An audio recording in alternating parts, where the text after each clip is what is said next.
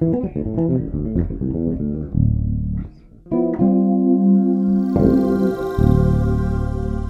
guys, in today's lesson we're going to take a look at the bridge of a well-known jazz standard called Have You Met Miss Jones?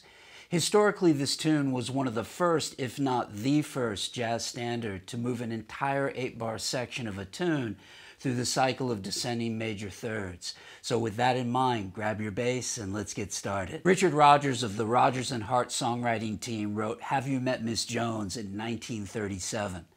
Jazz standards were largely made up from Broadway show tunes, and the bridge of this tune was always considered particularly difficult as it traversed its way through a series of 2-5-1 progressions using the cycle of descending major thirds. Most jazz standards before the early 60s were largely made up from the harmonic movement of the cycle of fourths, along with chord sequences moving in descending major and minor seconds. One way to start making the changes through unrelated key centers is by using what's called voice leading in your lines. Check out how I'm using voice leading in the following example and how it enhances the harmonic clarity of the entire chord progression.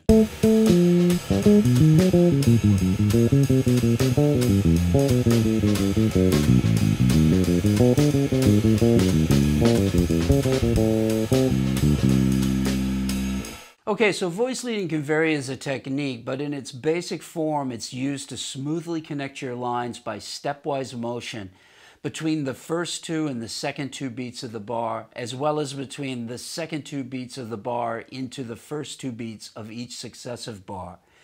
You can also use voice leading from the first beat of the bar into the first beat of the next bar. Notice in the first bar I'm starting on the 7 of a B-flat major 7 and how this connects to the first beat of bar 2 where I move down by a half step to A-flat, which is the root of the A-flat minor 7 chord. From there I play the flat 7 to the 3, linking the first two and the second two beats of bar 2.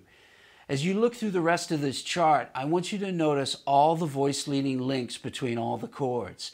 I'm going to go back into the studio now and show you how these links connect this chord progression together. Okay, so let's take a look at some of these voice leading links and see how they connect the chords up within this progression. What I want you to pay close attention to is seeing how these links are comprised of moving by either a whole step or a half step, either up or down. So we start off with the B-flat major 7 chord, and I'm playing the 7. And then that 7 is resolving down a half step to the root in the second bar over the A-flat minor 7 chord. I arpeggiate up to the flat 7, and then that's giving me the link into the 3 of the D-flat 7 chord. Arpeggiate down to the 5, and then that's giving me the link into the root of the G-flat major 7 chord. Arpeggiate up to the 5th. And then I'm going into the sharp 11. And then from the sharp 11, I'm moving up a whole step into the flat 7 of the E minor 7 chord, arpeggiating down to the root, then going up a half step to the flat 13,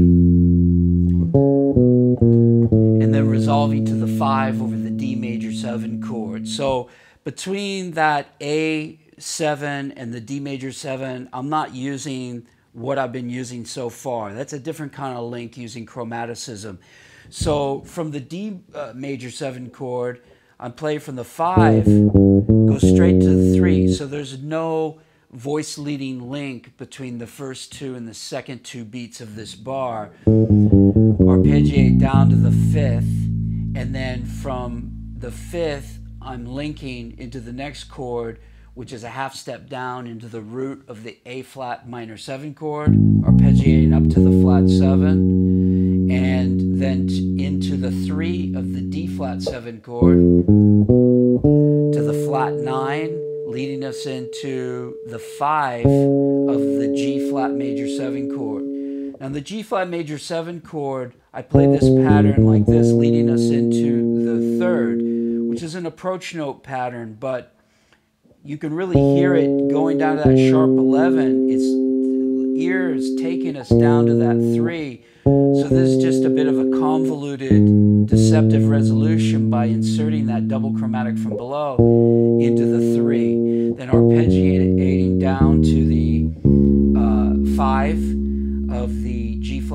7 chord, going up a half step to the 5 of the G minor 7 chord, to the flat 7, then down to the 3 of the C7 chord, to the flat 7, and then I resolve on the 3 of the F major 7 chord.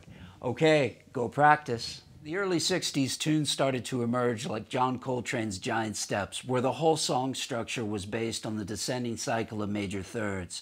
Although the harmonic rhythm is a little different compared to the Miss Jones Bridge, essentially it's based on the same harmonic concept. If you're interested in becoming a better improvising bass player and learning great musical content from arpeggios to grooves, then subscribe to my channel now. If you like this video today, then be sure to support my channel by giving it a big thumbs up. And if you really like this video, then please check out my books, my membership website, and my Skype lessons. Until next time, practice smart, work hard, and play creatively.